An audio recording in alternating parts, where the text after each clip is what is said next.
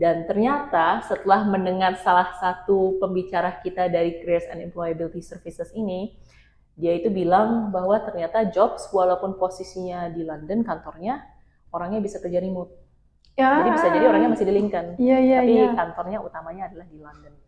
Wah, cool. Itu sih sebenarnya enak sih. Enak banget Nggak sih. keluar Apalagi biaya. itu kayak mimpi-mimpi anak zaman now sekarang ya. WFA. From anywhere. Berdasarkan pengalaman, untuk ngedapetin gelar Bachelor with Honors di Australia ataupun negara lain biasanya butuh 4 tahun. Iya. UK kelebihannya hanya 3 tahun, jadi lebih cepat. Udah gitu pas selesai mereka masih bisa stay lagi di UK untuk bekerja, biasanya 2 tahun. Yang menjadi ciri khasnya si Lincoln-nya sendiri itu Kak, ada nggak sih? Kalau dipikir-pikir ya, salah satu yang paling, dua sih yang paling terkenal banget ini selama pengalaman aku tinggal di sana, misalnya adalah Steampunk Festival. Steampunk? Ya, itu kalau disuruh ngejelasin agak-agak susah ya. Juga yang terkenalnya satu lagi adalah Christmas Markets kita. Hai teman-teman, kembali lagi di Kumat, kuliah ke luar negeri di malam Jumat.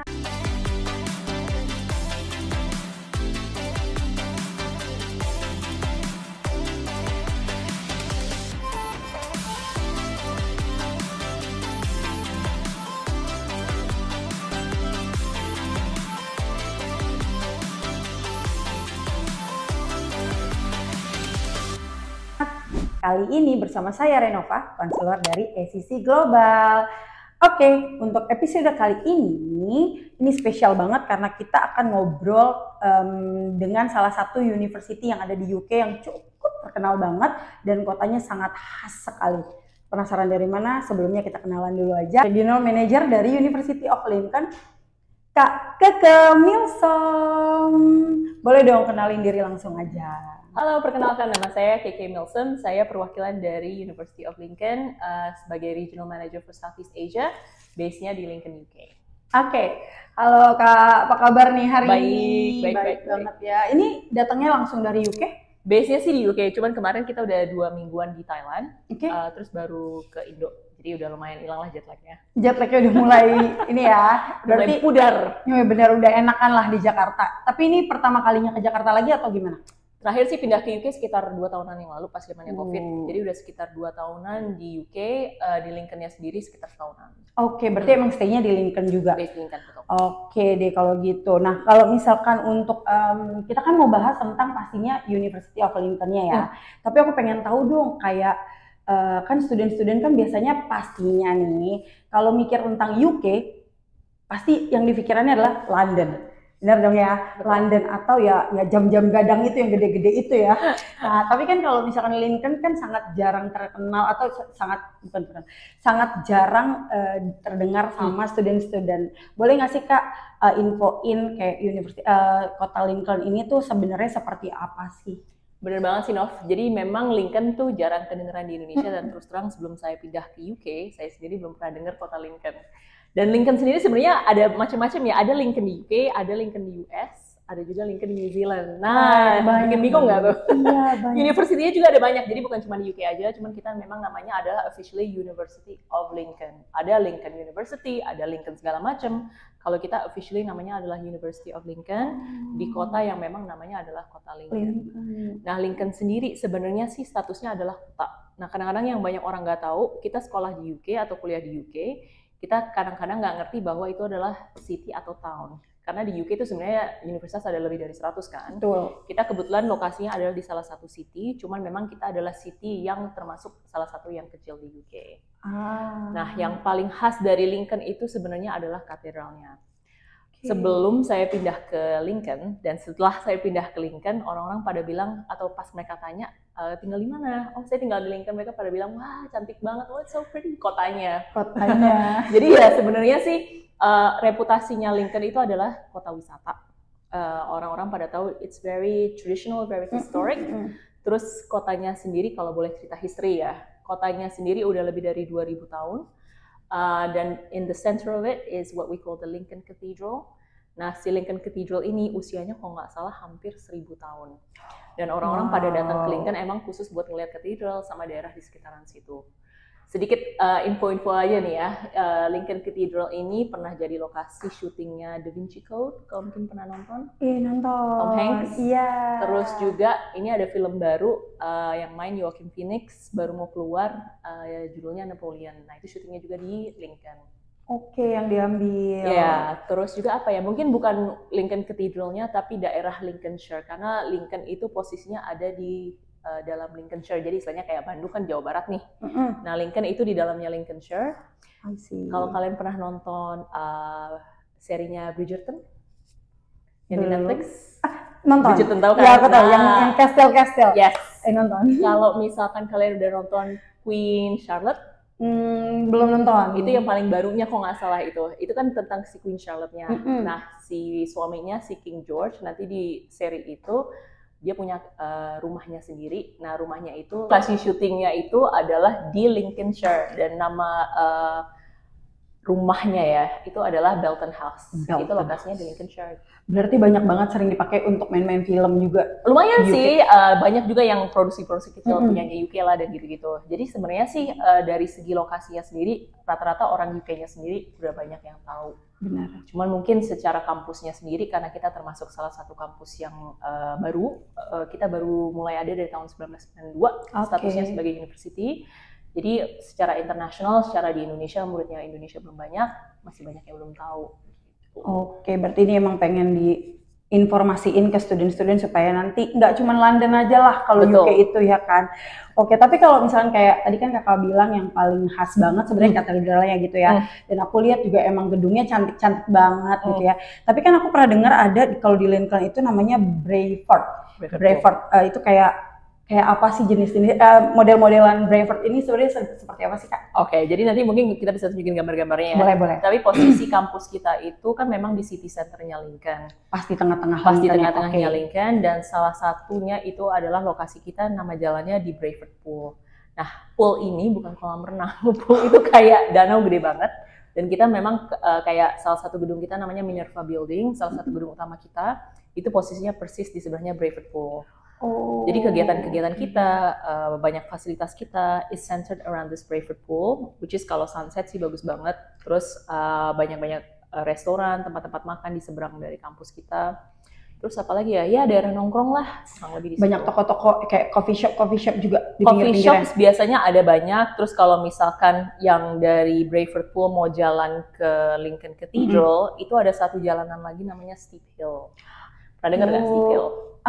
Aku tadi sempat lihat-lihat sebelum kita podcast ya, itu kayak modelan-modelan kalau di Indonesia. Sebenarnya kalau kakak tadi bilang kayak yang si Bradford Poolnya sendiri itu kayak ada di Peak kayaknya ya, pantainya kapuk. Jadi banyak kafe-kafe yang ada pool yang panjang banget gitu ya Kak ya. Mirip-mirip lah ya. Mirip, dan tadi aku lihat juga untuk yang si Steep Hill itu modelnya kayak di Farmhouse Bandung.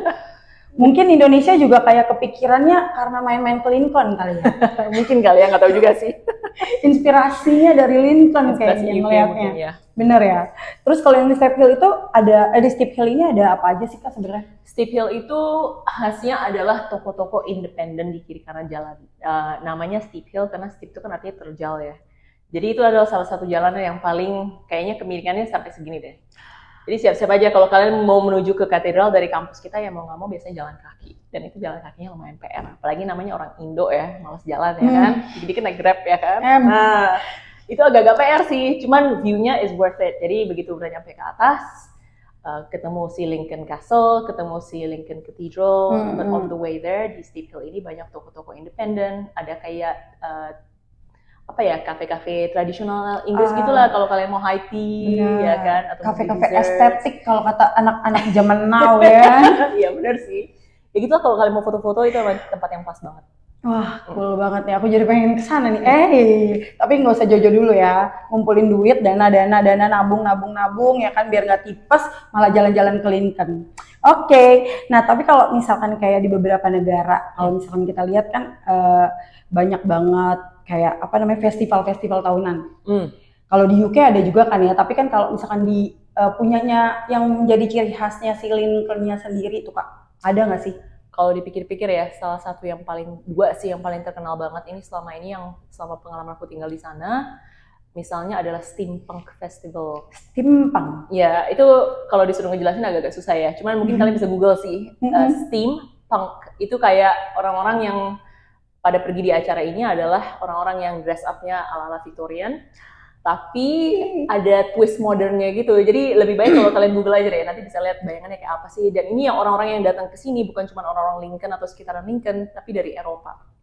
Jadi ya semacam subculture gitu deh. Jadi pas musim Steampunk Festival ini di bulan-bulan Agustus, Lincoln jadi rame banget yang datang orang-orang dari Eropa, dari sekitaran UK, dan semuanya pada berkostum heboh. Tapi open for tourist juga? Iya, open for tourist. Jadi dia memang dibuka dan ada beberapa macam kegiatan lah selama beberapa hari gitu. Cuman saya sendiri karena bukan fansnya atau bukan pengikutnya, dan kebetulan tahun ini nggak ada di Lincoln pas acara itu, jadi nggak sempet ngerasain, cuma ngeliat foto-fotonya doang.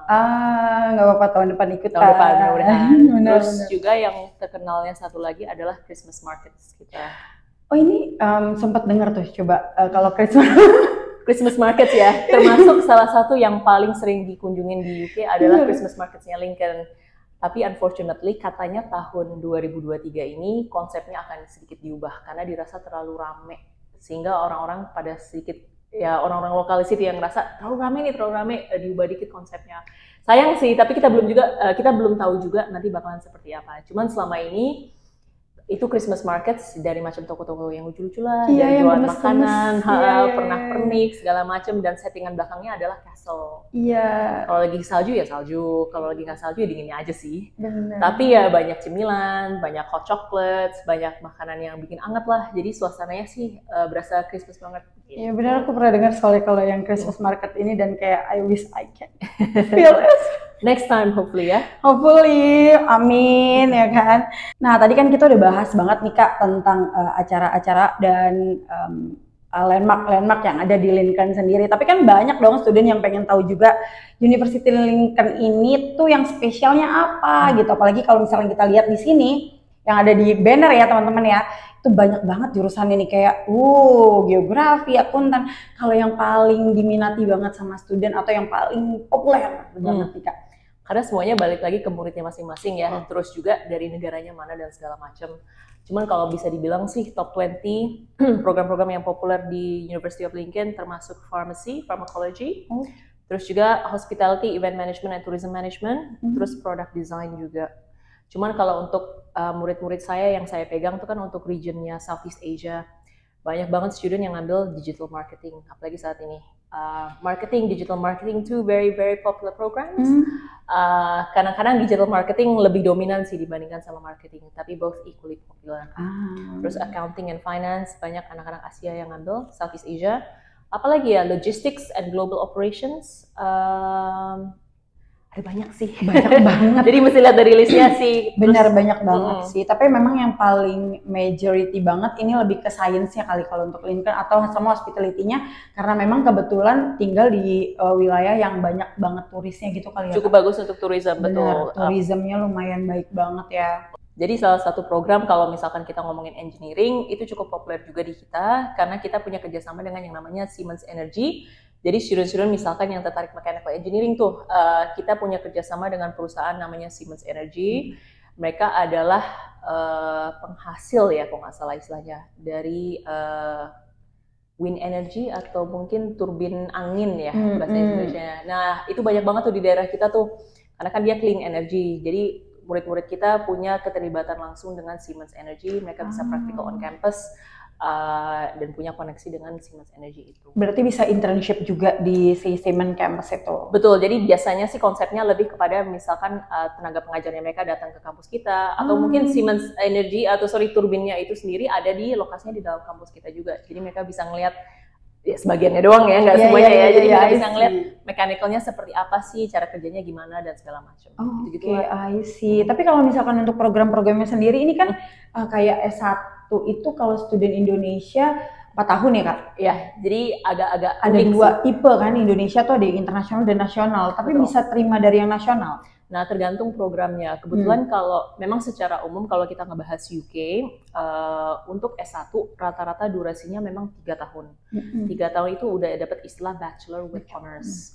Nah, kalau kita bandingkan dengan misalkan kuliah di Aussie, di Australia, kebetulan saya juga pengalaman background-nya adalah dulu tinggal di Australia, kuliah di Australia juga. Berdasarkan pengalaman, untuk ngedapetin gelar Bachelor with Honors di Australia ataupun negara lain biasanya butuh 4 tahun. Iya. UK kelebihannya hanya 3 tahun, jadi lebih cepat. Udah gitu pas selesai mereka masih bisa stay lagi di UK untuk bekerja, biasanya 2 tahun. Oke. Nah, mereka ngambil gelar S1 3 tahun, tapi karena lulusan SMA nasional, kebanyakan program-program di UK butuh students dari Indonesia yang ambil program nasional untuk ambil foundation program. Yes. Kenapa? Karena biasanya secara umum nih ya, biasanya kalau sekolah pendidikan dasar sampai dengan SMA di UK itu totalnya 13 tahun. Sementara kalau di Indonesia kan 12. Makanya mereka butuh semacam penyetaraan. Betul. Tapi semakin lama kita melihat potensi dari anak-anak dari Indonesia misalnya. Akademisnya juga cukup baik. Jadi sebenarnya untuk program-program tertentu kita sudah menawarkan yang namanya International Year One. Nah, International Year One ini berarti studentnya setelah selesai SMA bisa lanjut ke tempat kita tanpa perlu ngambil foundation. Karena kalau dengan foundation total kuliahnya jadi 4 tahun. Betul. Nah, 4 tahun ini sebelum 3 tahun kuliah di mata kuliahnya, dia dapat istilahnya tahun nolnya ya, itu adalah foundation. Jadi lebih banyak belajarnya adalah ke subjek-subjek di tempat dia mau belajar itu, plus English. Nah, kalau di International Year One, konsepnya kurang lebih sama, tapi tanpa harus menambah durasi kuliahnya. Yes. Jadi International Year One itu misalkan di tempat kita itu ada di jurusan Business and Management, Marketing and Tourism, terus juga Finance and Accounting, sama misalnya di Computer Science. Sebagai contoh, kita contohin aja ya, misalnya ada students nih tertarik untuk Computer Science, dia lulusan SMA nasional. Kalau NEM-nya, udah nggak pakai istilah NEM ya, sekarang apa ya? Nilai SMA-nya. Iya, sorry, nilai SMA-nya udah bener-bener SMA. Tahun generasi lama ya. Aku juga NEM.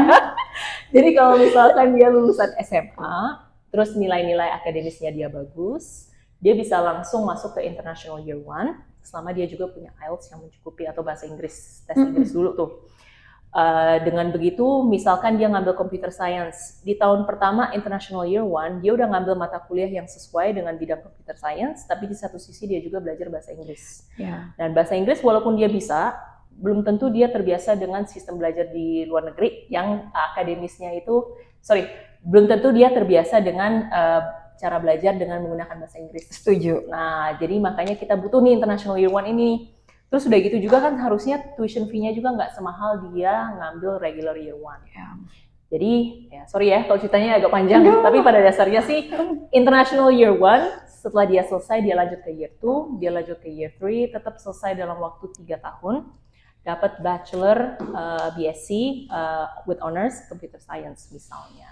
Padahal biasanya kalau Computer Science dari anak-anak SMA nasional untuk UK sendiri kan itu benar-benar populer banget ya. Dan harus benar-benar tahu dasarnya ya kan Kak? Betul. Dan ini bisa langsung masuk di Year One-nya dari SMA nasional. Dari SMA nasional. Selama nilai akademisnya juga bagus di SMA. Yes, pastinya dong. Tuh, itu nilai plus banget ya buat teman-teman semuanya yang nyari Computer Science pastinya. Karena biasanya kalau ke UK, student-student itu pasti harus lewatin yang namanya foundation atau yang harus ngambil A-level lah. Betul. Atau ngambil hal-hal lainnya yang memang buat pathway ke university-nya. Karena yang tadi Kakak bilang kan ya, yang jelasin di awal kalau sistem pembelajaran itu beda banget. Betul. Durasi beda. Nah, tadi kan kita udah nanya banyak hal banget ya tadi tentang city-nya seperti apa, jurusan apa yang paling populer. Tapi aku tuh lupa gitu ya. Nanya sebenarnya tuh LinkedIn ini di mana? Ya, banyak yang belum tahu sebenarnya. Kita lupa bahas. Jadi Lincoln itu posisinya kan di daerah yang namanya Lincolnshire. Lincolnshire itu di mana nggak tahu kan? Betul.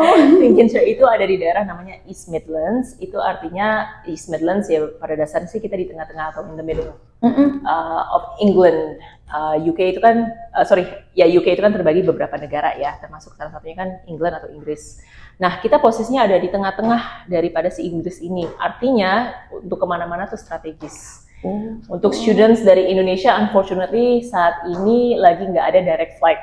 Jadi mau nggak mau perjalanannya cukup jauh sih dari Jakarta atau dari mana gitu ya. Katakan dari Jakarta, kalau saya biasanya transit di Qatar, Terus dari Qatar baru ke London, atau bisa ke Birmingham, bisa ke Manchester. Atau biasanya anak-anak Indonesia kalau mau naik pesawat lain dari Singapura gitu ya. Tapi pada dasarnya sih saat ini belum ada direct flight. Jadi biasanya kalau student landing di London, ke Lincoln itu perjalanan sekitar 2 jam direct naik kereta. Terus dari stasiun kereta berhentinya itu memang di pusat kota, berarti kalau mau ke kampus jalan kaki 5 menit. Dan karena kita posisinya di tengah-tengah Inggris, itu strategis banget karena student itu mau jalan-jalan kemana-mana. UK kan kecil ya dibandingin US, Aussie. Karena kecil, dari tengah-tengah mau jalan-jalan kemana-mana di Inggris ya paling 2-3 jam. Dan karena kecil juga nggak naik pesawat sih, biasanya kemana-mana naik kereta.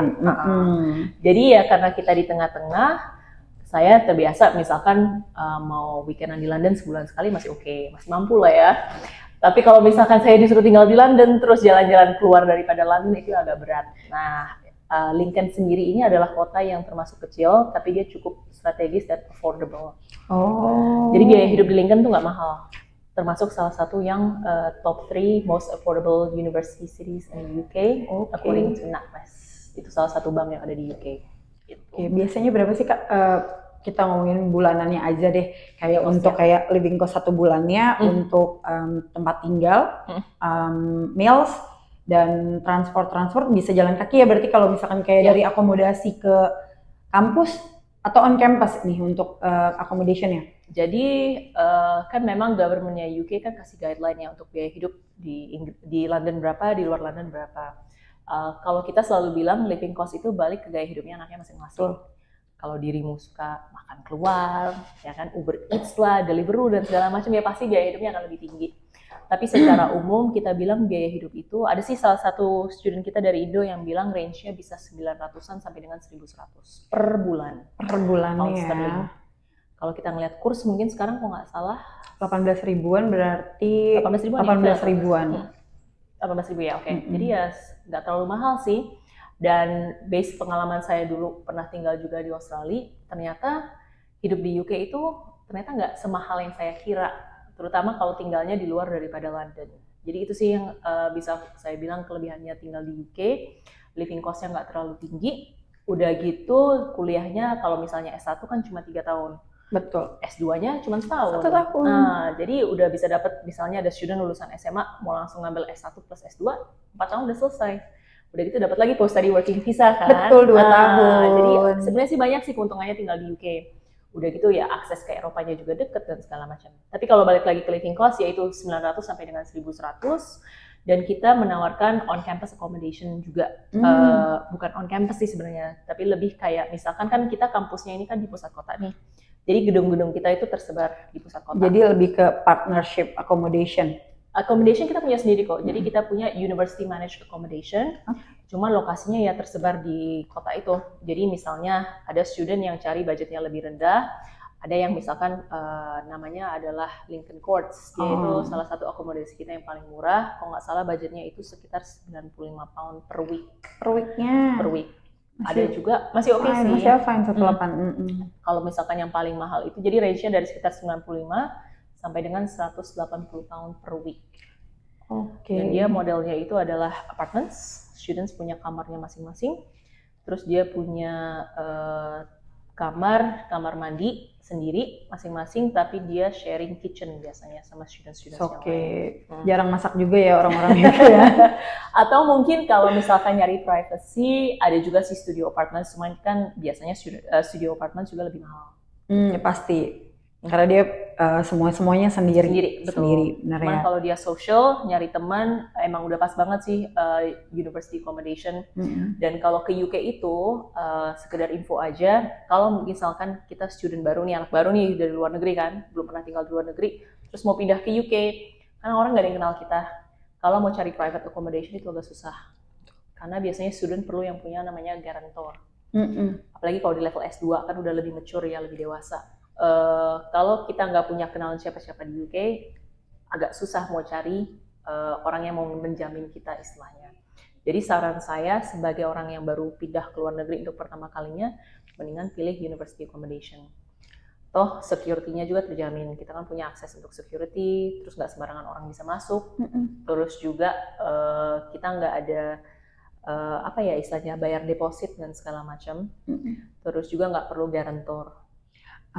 Dan kalau kita adalah lulusan SMA atau misalkan mau ngambil S1, kita biasanya kasih accommodation diutamakan untuk student-student yang memang usianya lebih muda atau ngambil S1. Ya sekarang masih baru banget loncat ke negara lainnya dari negara asalnya pertama kali gitu ya. Oke, tadi udah nih kita udah bahas juga untuk strategi bagaimana cara mengirit di UK. Kebetulan juga Lincoln juga irit sekali sepertinya ya, hanya sekitar 100.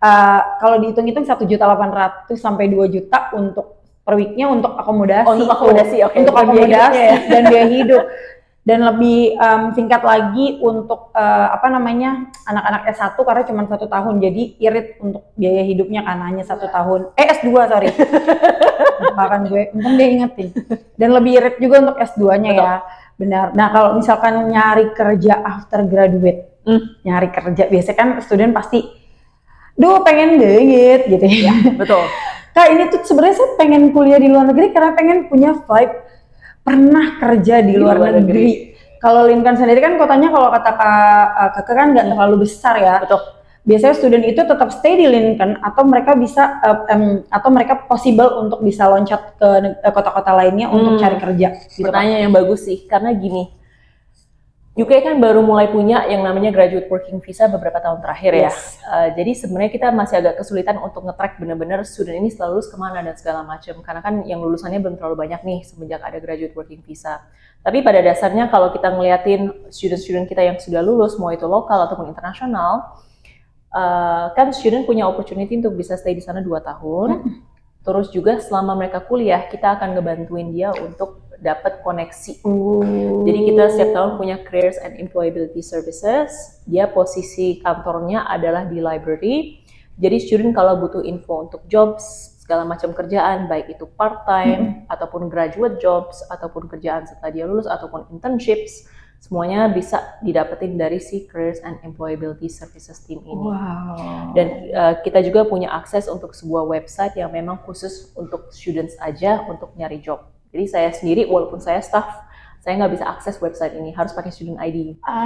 Tapi pernah sih pinjam student ID-nya student gitu kan, salah satu murid kita, dan begitu saya buka, saya bisa ngeliat ini adalah list-list jobs yang ada untuk students. Dan jobs ini bisa jadi di Lincoln, bisa jadi di mana aja di UK. Dan memang ini adalah khusus buat students, jadi kita ngebantuinnya dari situ juga. Rasanya sangat sulit lah untuk university menjamin student semua yang lulus bakal dikasih job dan segala macam. Betul, karena balik lagi ya ke student. Betul, balik ke student masing-masing. Cuma dari segi koneksi yang kita punya, kayak tadi saya bilang, kita punya links dengan Siemens Energy.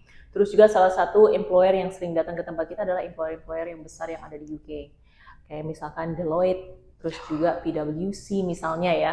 Kan mereka belum tentu posisinya ada di Lincoln. Bisa jadi mereka kantornya utamanya adalah di London. Dan ternyata setelah mendengar salah satu pembicara kita dari Careers and Employability Services ini, dia itu bilang bahwa ternyata jobs walaupun posisinya di London kantornya, orangnya bisa kerja remote. Jadi bisa jadi orangnya masih di Lincoln, tapi kantornya utamanya adalah di London. Wah, cool. Terus sih sebenarnya enak sih. Enak banget sih. Apalagi itu itu kayak mimpi-mimpi anak zaman now sekarang ya, WFA. From anywhere. Tapi benar, karena mas suka banget di kafe-kafe. Nah, ini ada pertanyaan titipan nggak kira-kira dari teman-teman semuanya?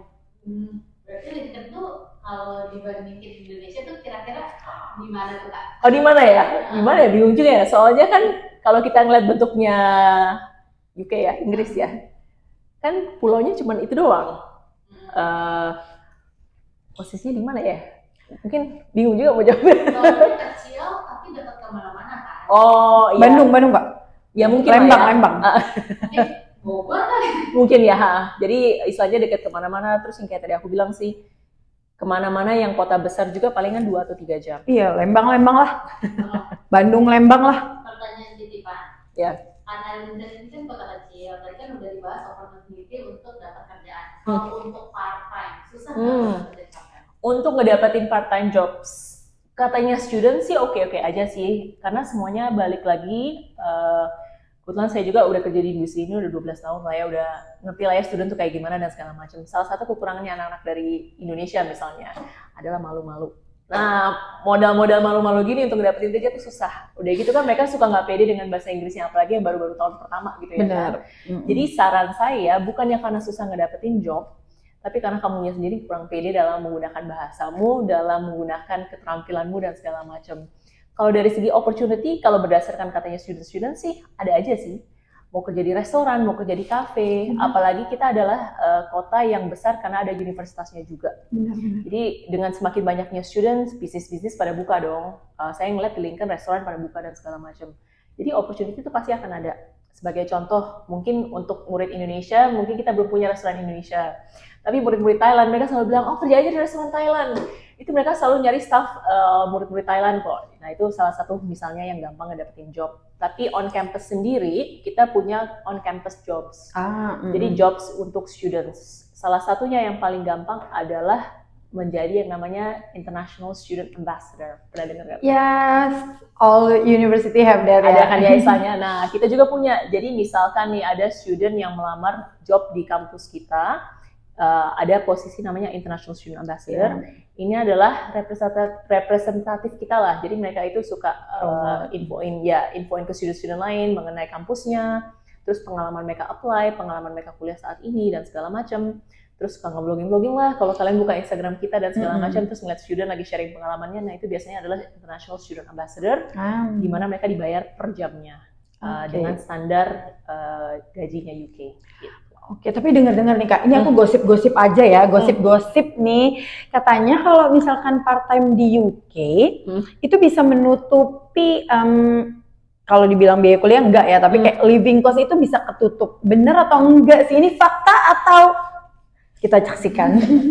Jadi kayaknya sih semuanya balik lagi ke yang kayak tadi saya bilang, lifestyle kita. Ya kalau lifestyle kita tinggi banget, mau gaji seberapa pun juga kayaknya nggak bakalan nutupin deh ya kan. Apalagi anak-anak Indonesia yang tipe-tipenya kayaknya lifestyle-nya wah banget, ngafe tiap hari ya kan. Itu agak susah sih. Bener. Tapi kemungkinan sih ini berdasarkan ceritanya student aja ya. Mungkin bisa nutupin sekitar 70% lah biaya 70% biaya hidup. Bukan kuliah ya. Yes, betul. Tapi ya itu, memang sebagai student kita bekerja pun memang dibatasin. Nggak boleh over 20 jam. 20 jam. Kalau lagi kuliah. Yes. Dan ya itu opportunity-nya ada aja sih. Kayak dari on-campus jobs, sama off-campus jobs, working around the city, itu juga ada pilihannya. Good, dan bagus banget nih udah nih student-student yang mau kuliah ke UK. Jangan cuma London mah. Walaupun memang London juga good dan tapi yuk buka pandangannya, banyak banget kota-kota di UK ternyata ya yang memang punya good opportunities juga buat kalian ke depannya, bukan dalam hal kerjaan aja tapi dalam hal study juga gitu ya Kak ya. Yaudah, oke, untuk saran-sarannya nih Kak untuk para student yang memang mau study di UK terutamanya di University of Lincoln apa sih? Sebelumnya saya nggak pernah nyangka bakalan pindah ke kota kayak Lincoln. Ternyata cocok, tapi udah gitu kan karena lokasinya juga strategis, masih mau main ke London juga masih oke dan segala macam. Tapi dengan biaya hidup yang jauh lebih rendah pastinya. Nah, keutamanya Lincoln juga adalah buat students misalkan dari kayak Indonesia ya. Nyari pengalaman yang UK banget, British banget, ya kayak ke kota-kota seperti Lincoln. Karena kita sebagai universitas juga, mahasiswa kita sendiri, kita ada sekitar 18 ribuan, di mana sekitar 3 ribunya itu adalah mahasiswa internasional. Artinya kan populasi mahasiswa internasionalnya sangat kecil dibandingkan sama total mahasiswanya. Jadi kalau kalian mau nyari pengalaman yang berasa Inggris banget, ya salah satu pilihannya adalah Lincoln. Kalau kalian mau cari pengalaman untuk jadi lebih mandiri, terus nyari pengalaman yang benar-benar di luar negeri banget, jauh dari keluarga, jauh dari orang tua, kalian bisa find yourself lah, make new friends outside of your comfort zone dan segala macam. Buat saya sih Lincoln pas banget. Gitu. Last but not least, yang paling ditunggu-tunggu deh ya kan, apalagi student Indonesia suka banget sama yang namanya pengurangan, pengurangan ya. Scholarship ada nggak sih di Lincoln ini sebenarnya scholarshipnya? Jawaban singkatnya adalah ada. Jadi dari segi beasiswa memang kita menawarkan beberapa pilihan. Ada yang kita bilangnya otomatis, ada yang kita bilangnya by application. Ini juga berdasarkan prestasi sih, prestasi akademis dan kegiatan di luar daripada kampus atau sekolah. Jadi untuk students dari Indonesia, mulai September 2024 kita mulai menawarkan yang namanya Southeast Asia Scholarships. Jadi untuk beasiswa yang Southeast Asia Scholarship ini level S2, students tinggal apply untuk programnya aja. Selama mereka diterima masuk, ketika mereka mendapatkan yang namanya offer letter, di dalam offer letter itu sudah termasuk pengurangan biayanya senilai 5.000. Jadi itu salah satu. Jadi nggak perlulah student apply terpisah daripada offernya ya. Betul. Tapi sebenarnya sih kalau mau dapat pilihan yang lebih menarik lagi, kita punya yang namanya 50% Global Leaders Scholarship atau Global Leaders Scholarship. Now the value of this is 50%. Jadi 50% untuk 1 tahun uang kuliah. Menarik. Jadi kalau master kan cuma setahun ya kan. Yes. Jadi singkat banget dan biayanya jadi lumayan banget kebantu. Itu beasiswa Global Leaders Scholarship berlaku untuk level S1 ataupun untuk level S2. Cuman kalau untuk level S1 dia hanya berlaku untuk potongan 1 tahun uang kuliah. Tapi nominalnya juga bisa cukup lumayan lah ya. Nah, untuk Global Leaders Scholarship, studentnya ini harus apply dulu untuk programnya, dapat offer letter, baru setelah dia mendapatkan offer letter dia apply untuk beasiswanya. Jadi nggak otomatis dia adalah by application. Yes, nggak apa-apa karena mau dapetin scholarship besar harus punya usaha yang besar juga ya. Betul. Tapi kalau misalkan syaratnya sendiri untuk yang 50% ini ada syarat khusus nggak sih, harus GPA, nilai IELTS yang harus 12 gitu contohnya, enggak ya? Jadi biasanya sih kalau untuk students justru untuk yang GPA-nya lebih pengaruh kalau misalkan mereka apply-nya yang Southeast Asia Scholarship ya, biasanya GPA-nya katakan setara dengan 3,0 dari 4,0. Nah, untuk yang Global Leader Scholarship, kita lebih ngelihat bukan kepada akademisnya aja, tapi kita ngelihat ke kamunya sebagai individual. Kita pengen tahu kenapa kamu adalah kandidat yang cocok untuk dapetin beasiswa ini. Jadi cara ngejawabnya adalah dengan isi semacam personal statement. Tapi personal statementnya nggak panjang, paling 300-400 kata. Dikit kan? Dikit. Jadi ya berkreatif lah. Cuman memamerkan diri sendiri lah gitu ya, memuji diri sendiri bagaimana bisa mendapatkan beasiswanya. Betul. Easy to get. Yuk yang suka memuji dirinya sendiri boleh langsung apply ke University of Lincoln 50% scholarship loh guys. Nah, jadi tadi kan udah ngomongin beasiswa untuk yang S2-nya, namanya Southeast Asia Scholarship, terus kemudian ada yang 50% Global Leader Scholarship untuk level S1 dan S2, dan khusus untuk student yang ngambil S1, kita juga punya beasiswa yang otomatis, dia potongannya adalah sekitar 2.000 pound setiap tahunnya. Ini setiap tahun ya? Setiap tahun. Jadi tergantung programnya apa, tapi kan rata-rata 3 tahun ya. Jadi kalau misalkan dia apply sebelum 1 Juni, di tahun tersebut dia mau masuk, karena kan kita mulainya di September, jadi dia bisa dapat otomatis potongannya 2.000 pound di tahun pertama. Apply-nya sekali aja di awal, tapi tahun kedua, tahun ketiga dapat udah otomatis langsung. Betul. Yuk para pengincar scholarship, mari segera apply dan pamerkan diri kamu untuk dapetin 50% scholarship di University of Lincoln. Sekian kayaknya ya, karena kita udah banyak banget bahas tentang University of Lincoln. Untuk teman-teman yang pengen tahu lebih banyak lagi tentang University of Lincoln, nanti boleh hubungin konselor ACC aja, atau kalau ada yang mau meeting boleh dong langsung call aja, dan nanti kita arrange meeting sama representatif yaitu Kak Keke, Regional Manager dari University of Lincoln. Terima kasih teman-teman semuanya. Sampai bertemu lagi di podcast-podcast berikutnya. See ya!